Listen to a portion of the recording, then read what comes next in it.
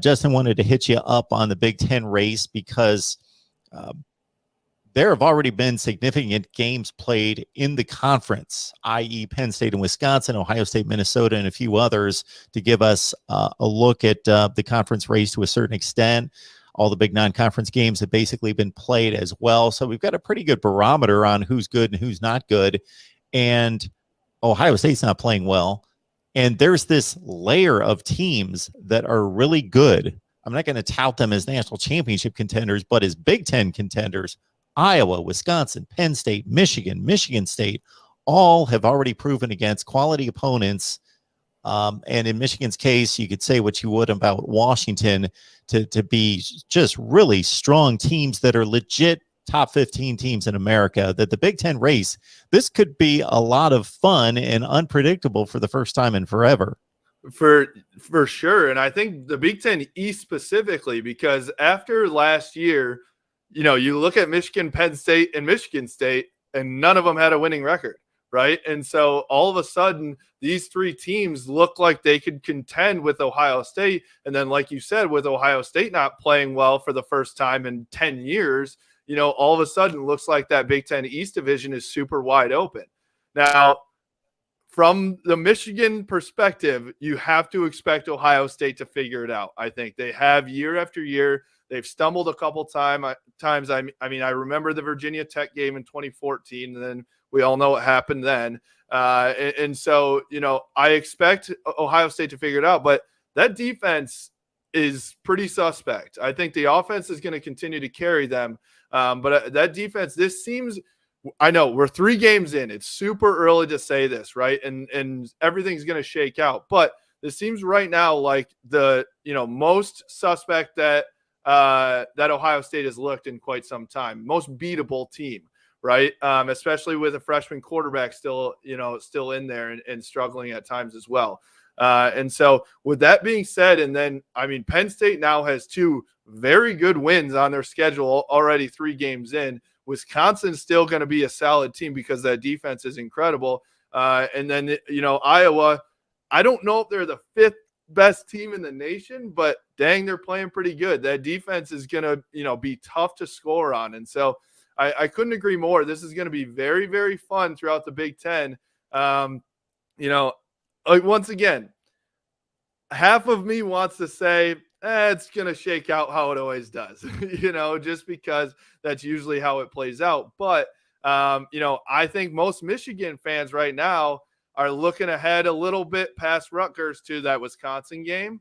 And then looking to October 30th, all of a sudden, there's a lot of chirping between Michigan and Michigan State already, with them both 3-0. And most people didn't think that they'd be, 2 solid teams. So Michigan State going down to Miami and playing, a top 25 team at the time, that's a signature win for Mel Tucker in just year 2. It almost seems like year 1 under him, just because of last year. So the Big Ten, I tell you what, it is.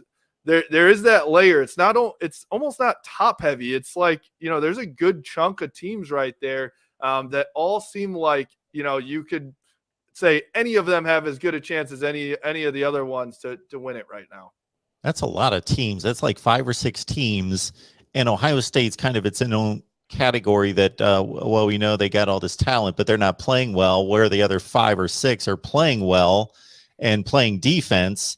And I didn't even mention Indiana, who, despite 2 losses, only won in the Big Ten. They're a capable team. They led Cincinnati 14-0. They fumbled inside the 10 late. They would have taken a lead with like 2 minutes left. So it could be a season. Maryland's 3-0. They can score. They've beaten West Virginia, who's a solid team. They've already got a win in the Big Ten over Illinois. Like this could be a season where you think somebody's in the driver's seat and then Maryland beats them the next week, and teams like that come out of nowhere and win games. I was just going to say that even Nebraska gave Oklahoma a run last week, who we thought they were going to be the worst team in the nation after the first 2 weeks, And so I totally agree. How I see this Big Ten race playing out is exactly how you just said it. There's going to be the big matchups, obviously, between those 5 to 6 teams that are going to, indicate a lot. But there's going to be some game against Maryland or Nebraska or Indiana or something that those teams aren't in the race, but they're going to affect this race big time. Where somewhere down the stretch, somebody's going to slip up because they're looking ahead to that next big opponent. And that may be the reason that somebody, falls out of that race or doesn't make it to the Big Ten title game. We could go down in a couple more spots. Purdue played a really strong game in South Bend against Notre Dame. Minnesota went to Colorado, who was just coming off a game where they took Texas A&M to the wire, and they completely obliterated, held them to 60 yards of total offense. I don't know what to think about Minnesota now because they looked great before Ibrahim went out against Ohio State. Then it kind of fell apart in the third quarter there. Then they didn't look good in week 2, but now look great in week 3. So I totally agree. There's that top level of Big Ten teams that are, really, really solid. And then there's another layer that are like, I'm not sure what they could do. I think it's going to be an interesting race. That's for sure. We took so many calls on Saturday night about Ohio State, and people are ready to jump off bridges. Like literally, like Ryan Day has gone from what was being stated before the Oregon game was that Urban Meyer was basically a bum, and Ryan Day doesn't lose games like Urban Meyer. He's incapable of losing a Big Ten game or a regular season game. Like people were telling me that. Like I was an idiot for picking Ohio State to go 11-1. Oh my God. I offended all sorts of people because I picked them to go 11-1. It was a regular season game, and that they were 2 touchdowns better than everybody on the schedule. And Ryan Day was incapable of losing a regular season or Big Ten game. And literally 10 days later, they are teetering on, we're falling back in with the rest of the Big Ten. And Ryan Day, I don't know that he's a really good coach, and maybe we need to be figuring things out down the road, doing something different. It's crazy. Yeah, they have real issue, and I don't know how to answer that.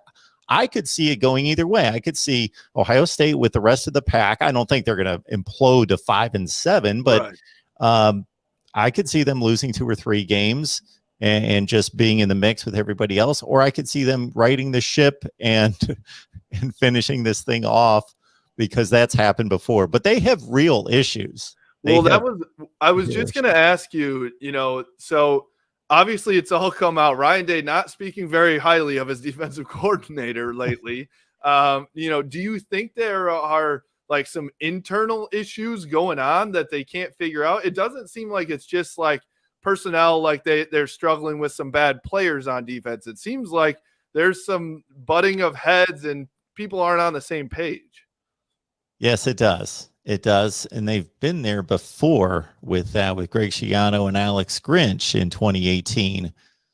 So I don't know how if you have a head coach who's not confident in the defensive coordinator, and with Schiano and Grinch, had they had those issues and didn't have that confidence, you could turn to the other guy. But I don't know what they would do at this point mid-season.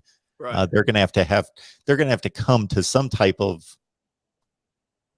amiable agreement on how the defense is going to be run and what's working and what's not. I don't think Ryan Day can run the offense and the defense, so they're going to have to figure something out. But what is your confidence level in CJ Stroud through 3 games? Because he's shown greatness and he's also shown not so great. Yeah, I think he's a mid-level quarterback in the Big Ten right now. I don't think he's extremely good. I think that he's just doesn't show a skill set that's elite. I also don't think that he's making great decisions. Basically, the balls that he's completing for big yardage are passes that just about any quarterback playing in college would make. Their receivers get that wide open on occasion. Yeah. And I was thinking that they were going to approach this stretch against Tulsa, Akron, and Rutgers as a time to get these other guys in and see what they can do, but they didn't have that luxury on Saturday. And if Ryan Day is telling the truth, and I say that not in a derogatory way, but just in the way coaches need to conceal things, CJ Stroud's the best player. He decidedly won the job. It wasn't even that close. He had pulled away throughout the summer. But he's a decent quarterback. He's an average quarterback as it stands right now, but he's only played 3 games in college. But he's not showing any tremendous skill set. Well, I think it's also showing us how good Justin Fields was. Yeah. and how good, I mean, you could name off the last 5 quarterbacks, right? Yeah. But Justin Fields was on a different level, and that was, 40 touchdowns and 1 interception. That wasn't Ryan Day just calling the offense and that, and everything going well. Justin Fields was that good. And so I think there were probably a lot of Ohio State fans, and I don't see why they wouldn't think this, but that it's just plug and play.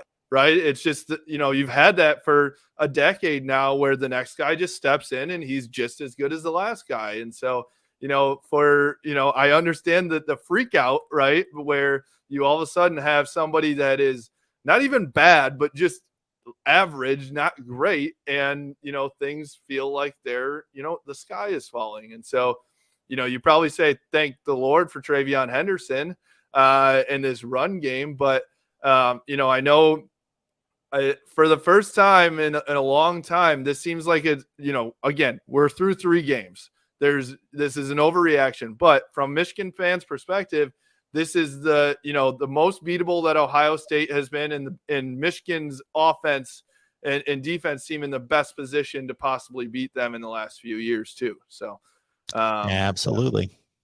Yeah. By the way, I have one more stat for you too. Yes. We had talked about the explosive plays from Michigan, in the past few games, obviously not as much against Washington, but in week 1 where they had 13 plays of 10 yards or more. They had 20 plays of 10 yards or more on Saturday against Northern Illinois, which, I mean, I don't know if we've seen that from a Michigan team in a long time. Good stuff from Justin Rowe as Michigan takes on Rutgers, battle of the unbeatens in the big house on Saturday. Justin, appreciate you stopping by as always. Thank you for having me. Appreciate it.